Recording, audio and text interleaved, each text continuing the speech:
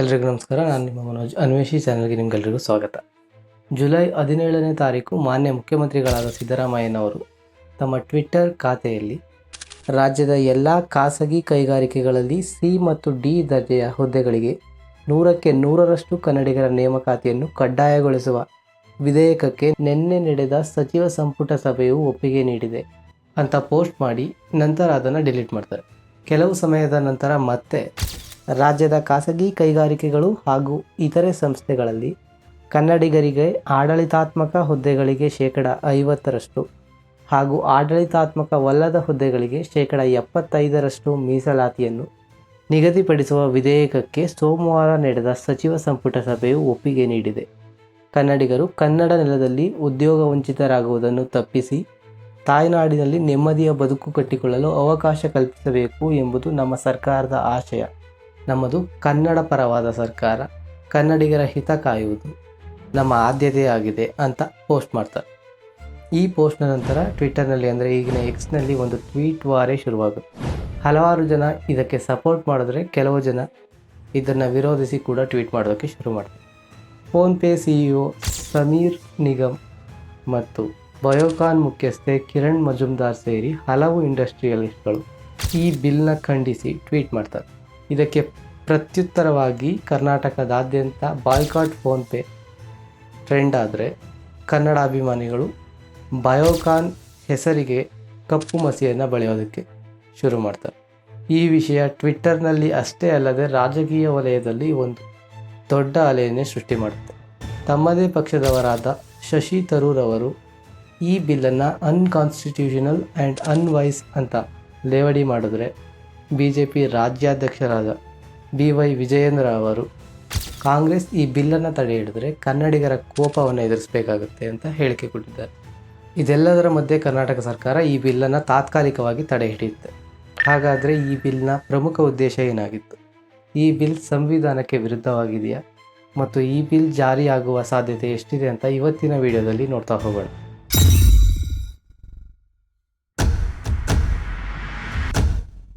Karnataka state employment of local candidate in industries, factories and other establishment bill 2024. ಈ ಬಿಲ್ನ ಪ್ರಕಾರ ಕರ್ನಾಟಕದ ಇಂಡಸ್ಟ್ರಿಗಳು ಮತ್ತು ಪ್ರೈವೇಟ್ ಕಂಪನಿಗಳು ತಮ್ಮ ಆಡಳಿತ ವಿಭಾಗದ 50% ಮತ್ತು ತಮ್ಮ ಆಡಳಿತವಲ್ಲದ ವಿಭಾಗದ 75% ಜಾಬ್ಗಳನ್ನು ಸ್ಥಳೀಯರಿಗೆ ಅಂದರೆ ಕನ್ನಡಿಗರಿಗೆ ಮೀಸಲಾಗಿ ಇಡಬೇಕಾಗುತ್ತೆ. ಆದರೆ ಈ ಬಿಲ್ಲನ್ನು ಹಲವಾರು ಇಂಡಸ್ಟ್ರಿಯಲಿಸ್ಟ್ಗಳು ಇದು ಅನ್ಕಾನ್ಸ್ಟಿಟ್ಯೂಷನಲ್ ಅಂತ ವಿರೋಧ ಮಾಡ್ತಾ ಇದ್ದಾರೆ. ಹಾಗಾದರೆ ಈ ಬಿಲ್ ಸಂವಿಧಾನಕ್ಕೆ ವಿರುದ್ಧವಾಗಿದೆ. ಈ ರೀತಿಯ ಬಿಲ್ ಕರ್ನಾಟಕದಲ್ಲೇ ಮೊದಲು ಅಲ್ಲ. ಆಂಧ್ರ ಪ್ರದೇಶ, ಜಾರ್ಖಂಡ್ ಮತ್ತು ಹರಿಯಾಣ ಸರ್ಕಾರಗಳು ಇದೇ ರೀತಿ ಸ್ಥಳೀಯರಿಗೆ ಮೀಸಲಾತಿಯನ್ನು ಕೊಡುವಂಥ ಸಾಹಸಕ್ಕೆ ಕೈ ಹಾಕಿದ್ದವು. ಆದರೆ ಈ ಯಾವ ರಾಜ್ಯಗಳಲ್ಲೂ ಕೂಡ ಇದರ ಇಂಪ್ಲಿಮೆಂಟೇಷನ್ ಆಗಿಲ್ಲ. ಭಾರತ ಸಂವಿಧಾನದ ಆರ್ಟಿಕಲ್ 19 ಭಾರತದ ನಾಗರಿಕರಿಗೆ ಮುಕ್ತವಾಗಿ ಸಂಚರಿಸಲು, ಭಾರತದ ಯಾವುದೇ ಭಾಗದಲ್ಲಿ ನೆಲೆಸಲು ಮತ್ತು ಯಾವುದೇ ವೃತ್ತಿಯನ್ನು ಕೈಗೊಳ್ಳಲು ಮತ್ತು ಯಾವುದೇ ಕೆಲಸ ಮಾಡುವ ಹಕ್ಕನ್ನು ನೀಡುತ್ತೆ.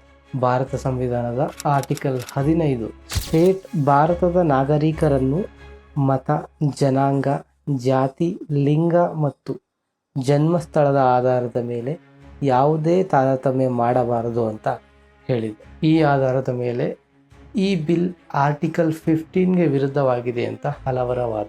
ಬೆಂಗಳೂರು, ಗೂಗಲ್, ಇನ್ಫೋಸಿಸ್ನಂತಹ ದಿಗ್ಗಜ ಕಂಪನಿಗಳಿಗೆ ನೆಲೆಯಾಗಿದೆ. ಭಾರತದಲ್ಲಿ ಅತಿ ಹೆಚ್ಚು ಫ್ಯಾಕ್ಟರಿಗಳನ್ನು ಹೊಂದಿರುವ ರಾಜ್ಯಗಳಲ್ಲಿ ಕರ್ನಾಟಕ 4ನೇ ಸ್ಥಾನದಲ್ಲಿದೆ. ಆದರೆ ದೊಡ್ಡ ದೊಡ್ಡ ಕಂಪನಿಗಳಲ್ಲಿ ಕರ್ನಾಟಕದ ಯುವಕರಿಗೆ ಹೆಚ್ಚಿನ ಜಾಬ್ ಸಿಗ್ತಾ ಇಲ್ಲ. ಇದು ಕನ್ನಡಿಗರು ಮೊದಲಿನಿಂದಲೂ ಅಸಮಾಧಾನ ಹೊಂದಿರುವಂತಹ ವಿಷಯ. ಕರ್ನಾಟಕದಲ್ಲಿ ಹುಟ್ಟಿ ಬೆಳೆದ ಯುವಕರಿಗೆ ಕರ್ನಾಟಕದಲ್ಲೇ ಜಾಬ್ ಸಿಗಬೇಕು ಎಂಬ ಕಾರಣಕ್ಕೋ ಅಥವಾ ಇತರೆ ಕಾರಣಗಳಿಂದನೋ ಕಾಂಗ್ರೆಸ್ ಸರ್ಕಾರ ಈ ಬಿಲ್ಲನ್ನು ಜಾರಿಗೆ ತರೋದಕ್ಕೆ ಪ್ರಯತ್ನ ಪಡ್ತಾ ಇದೆ. ಇದಕ್ಕೆ ಕರ್ನಾಟಕದಾದ್ಯಂತ ಯುವಕರು ಮತ್ತು ಕೆಲವು ಇಂಡಸ್ಟ್ರಿಯಲಿಸ್ಟ್ಗಳು ಸಪೋರ್ಟ್ ಮಾಡಿದ್ದಾರೆ. ಕರ್ನಾಟಕದಲ್ಲಿ ನೆಲೆಸಿರುವ ಪರಭಾಷಿಗರು ಮತ್ತು ಹಲವಾರು ಇಂಡಸ್ಟ್ರಿಯಲಿಸ್ಟ್ಗಳು ವಿರೋಧವನ್ನು ವ್ಯಕ್ತಪಡಿಸ್ತಾ ಇದ್ದಾರೆ. ಈಗಾಗಲೇ ತಾತ್ಕಾಲಿಕವಾಗಿ ಹೋಲ್ಡ್ನಲ್ಲಿರುವ ಈ ಬಿಲ್ ಇಂಪ್ಲಿಮೆಂಟೇಷನ್ ಆಗೋದು ಕಷ್ಟ ಸಾಧ್ಯ. ಕರ್ನಾಟಕದ ಯುವಕರಿಗೆ ಜಾಬ್ ಕೊಡಿಸಲು ಇನ್ನೂ ಉಳಿದ ದಾರಿಗಳು, ಫಾರ್ ಎಕ್ಸಾಂಪಲ್ ಸ್ಕಿಲ್ ಡೆವಲಪ್ಮೆಂಟ್ ಮತ್ತು ಉದ್ಯೋಗ ಮೇಳಗಳನ್ನು ಅರೇಂಜ್ ಮಾಡುವ ಮೂಲಕ ಕರ್ನಾಟಕ ಸರ್ಕಾರ ಕಾನೂನಿನ ಇಕ್ಕಟ್ಟಿಗೆ ಸಿಲುಕದೆ ಕರ್ನಾಟಕದ ಯುವಕರಿಗೆ ಜಾಬ್ ಕೊಡಿಸುವ ಬಗ್ಗೆ ಯೋಚನೆ ಮಾಡಬೇಕಾಗಿದೆ. ಭಾರತದ ನಾಗರಿಕರಿಗೆ ಭಾರತದ ಯಾವುದೇ ಭಾಗದಲ್ಲಿ ನೆಲೆಸುವ ಹಕ್ಕು ಇದೆ. ಹಾಗೆ ಅಲ್ಲಿನ ಜನರನ್ನು ಮತ್ತು ಅಲ್ಲಿನ ನೆಲ, ಜಲ ಮತ್ತು ಭಾಷೆಯನ್ನು ಗೌರವಿಸುವ ಕರ್ತವ್ಯ ಕೂಡ ಇದೆ ಅನ್ನೋದನ್ನು ಪರಭಾಷಿಕರು ಅರ್ಥ ಮಾಡ್ಕೋಬೇಕಾಗಿದೆ. ಈ ವಿಷಯದ ಬಗ್ಗೆ ನಿಮ್ಮ ಅಭಿಪ್ರಾಯವನ್ನು ಕಮೆಂಟ್ ಸೆಕ್ಷನ್ನಲ್ಲಿ ತಿಳಿಸಿ. ಈ ವಿಡಿಯೋ ಇಷ್ಟ ಆಗಿದ್ರೆ ಲೈಕ್ ಮಾಡಿ, ನಿಮ್ಮ ಎಲ್ಲ ಸ್ನೇಹಿತರಿಗೆ ಈ ವಿಡಿಯೋವನ್ನು ಶೇರ್ ಮಾಡಿ ಮತ್ತು ಇದೇ ರೀತಿ ಇನ್ಫಾರ್ಮೇಟಿವ್ ವಿಡಿಯೋಗಾಗಿ ಅನ್ವೇಷಿ ಚಾನಲ್ಗೆ ಸಬ್ಸ್ಕ್ರೈಬ್ ಆಗಿ.